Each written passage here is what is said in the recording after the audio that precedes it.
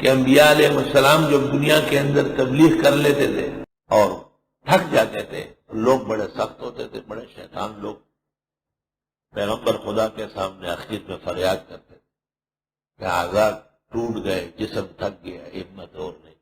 حق تعالیٰ فرماتے بس آ جاؤ میرے گھر، یہی رہو یہی مرو، بس ہو گیا۔ پیغمبر کو بلا لیتے تھے کعبہ شریف، وہی رہنے کے لیے پیچھے سے قوم کو پلٹ دیتے تھے، پوری زمین کے اندر دھنسا دیتے تھے، پورا آگ برسا دیتے تھے۔ نبی ناراض ہو کے جائے پھر کوئی عزت سے رہے۔ امام بخاری بخارا سے ناراض ہوئے تھے، آج تک 1000 سال ہو گیا، 1200 سال، اب تک بخارا پر قہر برس رہا۔ مولانا روم کو بلخ سے نکالا تھا، میری بلخ نے، مولانا روم اصلاً بلخ کے، امیر بلخ کا ناراض ہو گیا، اب تک بلخ پر قہر برس رہا۔ آگ کے شعلے ہیں جو وہاں پڑ رہے ہیں۔ شاہ اسماعیل کی توہین کی گئی سرحد کی زمین پر، اور ان کی تحریک ختم کی گئی اور ان کی اسلامی حکومت ختم کر دی گئی، سکھوں کے ساز باز کر کے۔ وہ غیرتی اور پختون قوم لاہور سے سکھ آئے اور ان کی عورتیں گھسیٹتے ہوئے لاہور گئے، اور پاکستان کے لوگوں نے مولانا مفتی محمود جیسے قابل ترین ہستی، کامل و اکمل عالم اور ولی کا احترام نہیں کیا، اور ان کو ملک حوالے نہیں کیا اور ان کا ساتھ نہیں دیا۔ آج کبھی ان کے اوپر خنثی آتی ہے، کبھی انثی آتی ہے، کبھی بھی ان کو اچھا آدمی نصیب نہیں ہوگا، ہمیشہ ذلیل و خوار۔ اور بنگال کے سرزمین پر شیخ الاسلام مولانا حسین احمد مدنی، ان کی بے عزتی کی گئی اور ان کی داڑھی میں شراب کی بوتلیں توڑی گئی۔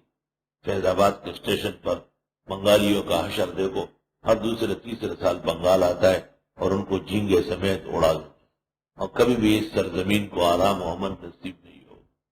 ہیج کو میرا خدا رسوا نہ کر، تھا دل صاحب دل نعمت پتر۔ اور آدم بنوری لاہور میں ٹھہرے تھے، اور شاہ جہان کا دارالخلافہ تھا، تو شاہ جہان کو اسلام آباد کے پلاٹ چوری کرنے والے مولویوں نے شکایت کی اور درباریوں نے کہ یار ایک عالم آیا ہے اور اس کے ساتھ بڑا لشکر ہے، کیونکہ آدم بنوری کی خدمت میں ہر وقت 5-10 ہزار پختون و افغانی ہوتے تھے، اور اس شخص سے خطرہ ہے۔ شاہ جہان نے کہا کیا کروں؟ شاہ جہان کو کہا گیا کہ آسان طریقہ یہ اس کو پابند کر لو، روزانہ دربار میں حاضری لگائے، اور جو عالم یا ولی بادشاہوں کی طرف بڑھتا ہے اللہ اس کو مخلوق کے سامنے ذلیل کر دے۔ شان ورشاہ نے اس طرح لکھا ہے شرح بخاری میں، سابقہ بادشاہوں نے اہل اللہ کے ساتھ ظلم کیا، سنت اللہ بن گئی، اچھے ارادے سے بھی کوئی قریب جائے بدنام ہوگا، اور کوئی برے ارادے سے بھی حکومت کا رد کرے اللہ اس کو محبوب الخلائق بنا دے۔ نب علیہ الانور فی الفیض۔ تو آدم بنوری کے پاس شاہ جہان کا گماشتہ آیا اور اس نے کہا بادشاہ بلا رہے ہیں۔ آپ نے کہا مجھے کوئی کام نہیں۔ کہا بادشاہ کا حکم ہے اور آپ کو دربار میں آنا۔ حضرت نے فرمایا جب مجھے کوئی کام ہو تو میں جاؤں گا، میں نے کوئی جرم تو نہیں کیا کہ بادشاہ کے حکم کی تعمیل میں جاؤ۔ شاہ جہان نے کہا میری بات نہیں مانتے ہو تو لاہور سے نکل جاؤ۔ حضرت نے کہا میرے ویسے بھی ارادہ حرمین شریف ہے۔ اس زمانے میں لوگ بمبئی سے جاتے تھے، بس ایک ہی راستہ تھا، وہیں سے سمندری جہاز میں بیٹھتے تھے۔ حضرت شیخ آدم بنوری بمہا خلفاء کے بمبئی پہنچے، اور شاہ جہان نے خواب دیکھا، اور ان کو خواب میں کہا گیا کہ اس درویش کو روک لو اور معافی مانگو، اگر یہ ناراض ہو کے چلا گیا ہندوستان کی حکومت اور نہیں کرو، تجھ سے حکومت چھین لیں اور پلٹ دیں گے۔ اب شاہ جہان خواب سے بیدار ہوا اور وزراء کو حکم دے دیے کہ حضرت آدم بنوری کو روکو، میں معافی مانگتا ہوں۔ لاہور سے شاہی پروانہ بمبئی کے صوبیدار کو ملا، اور صوبیدار حضرت کی خدمت میں آیا۔ حضرت شاگردوں سمیت جہاز میں بیٹھ چکا تھا اور جہاز روانہ نہیں ہوا تھا۔ انہوں نے کہا بادشاہ کا حکم ہے، وہ معافی مانگنے آ رہا ہے۔ آپ کہہ رہے آپ نے صوبیدار کو کہا تم بھی بادشاہ کے ساتھ ہلاک ہونا چاہتے ہو یا بچنا چاہتے ہو؟ اس نے کہا حضرت بچنا چاہتا ہوں، میں نہیں ہلاک ہونا چاہتا۔ کہا جواب دے دو ان کو، کوئی مجھے رہنے دو، مجھے کیوں روکتے ہو؟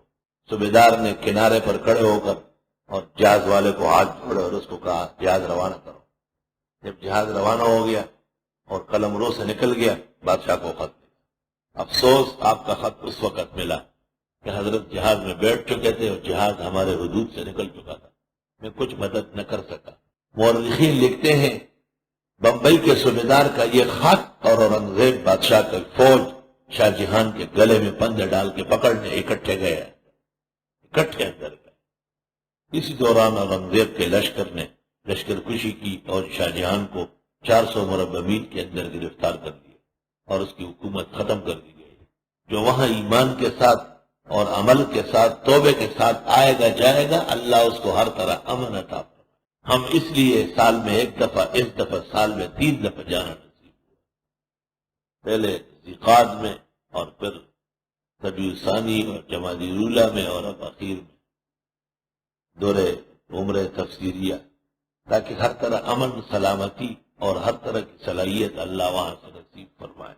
تو واقعہ یہ سنا رہا تھا اصلاً کہ انبیاء علیہ السلام جب تبلیغ کر کر کے تھک جاتے اور لوگ ٹھیک نہیں ہوتے تو حق تعالیٰ فرماتے آ جاؤ میرے گھر آ جاؤ، یا حج کرو، عمرے کرو، طواف کرو، دعائیں مانگو، اور وہاں انتقال ہو جاتا۔ اس لیے جبل ابی قبیس اور حتیم کے درمیان 500 پیغمبروں کی قبریں۔ بعض لوگ پوچھتے بھی ہے کہ قبر کے اوپر طواف ہوتا ہے۔ جب قبر کی ہیئت ختم ہو جائے تو قبر کے احکام ختم ہو۔ قبر کی ہیئت قضائی ہے، جب ختم ہو جائے تو احکام ختم۔ ہمارے یہاں دارالحدیث جب بنا ہے، اس جگہ ایک باغ لگا تھا پہلے، بڑے بڑے خوبصورت درخت تھے، پھول۔ ایک جن آیا تھا مجھ سے مناظرہ کرنے، اور اس نے کہا یہ ہمارا جو ہے نا ہندو جنوں کا مرگٹ ہے، یہاں پر ہم اپنے مردوں کو جلاتے تھے اور تم نے یہاں باغ لگا دیا۔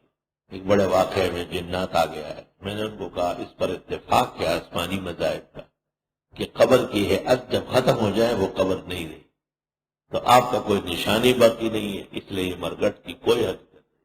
مان لیا جگہ بہت، آئندہ شکایت نہیں کروں۔ ومن کفرا، حدیث میں ہے جس پر حج فرض ہوا اور اس نے حج نہیں کیا، فلیمت یہودیًا او نصرانیًا او مجوسیًا، وہ یہودی مرے، مجوسی مرے، عیسائی مرے، مومن نہیں مرے۔